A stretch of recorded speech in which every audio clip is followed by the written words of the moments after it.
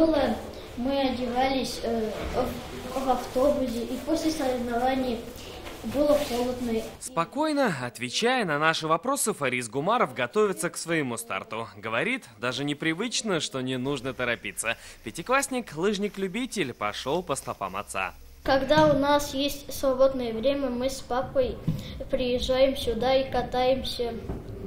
Ну и когда соревнования, тоже приходим. И гостить на лыжной трассе Фарис теперь будет чаще. Сегодня в Балтасях открылся настоящий дом лыжника. Дом лыжника — это пусть и скромный, но настоящий пентхаус. 140 квадратных метров, несколько раздевалок, тренерская, а в каждой из комнат есть отдельный санузел и душевая. 30% от площади всего дома занимает блок проката лыж. То есть у нас любители занимаются отдельно, а у профессионалов свое помещение, чтобы ничто не отвлекало их на пути к мировым рекордам.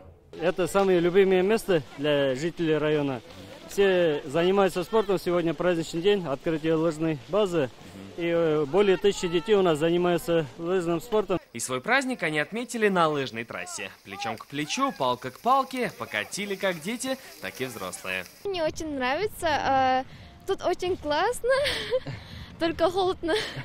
Ну, есть же где согреться теперь, да? Да, теперь есть. Очень рада, что такую базу открыли. Ну, хорошая база, нужна она, эта база. В республике настоящий лыжный бум. В прошлом году 12, в этом 16, в том числе и сегодня в Алексеевске. Всего же за 3 года по региональной программе такие дома уже появились или только появятся в 39 районах. Вот сейчас одни за другими идут открытия.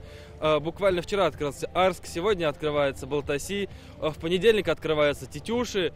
И мы думаем, что так до конца лыжного сезона все лыжные базы в республике откроются. В следующем году мы планируем открытие 12 лыжных баз. И это не просто помещение. Вместе с открытием каждая база пополняется 200 пар лыж и новым снегоходом. Салават Мухаммадуллин, Ренат Сафин, ТНВ, Балтасинский район.